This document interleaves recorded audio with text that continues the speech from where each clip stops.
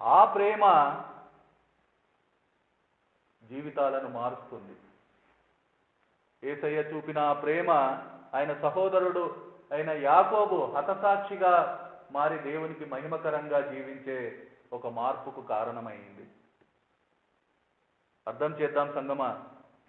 ఈరోజు మన ప్రేమ, మనం చూపెట్టే ప్రేమ, మనం చేసే ప్రేమ ఏ మనిషిని మార్చలేకపోతుంది,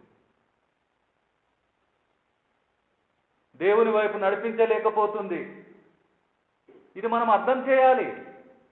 మనం ఎలా ప్రేమిస్తూ ఉన్నాం. ఈరోజు మన ప్రేమకు పరాకాష్ఠ ఏమిటంటే, ఇతరులను ప్రేమించమని దేవుడు చెప్పిన మాటను చూపెడుతూ ఆ చెప్పిన దేవుణ్ణి విస్మరించే పరిస్థితి.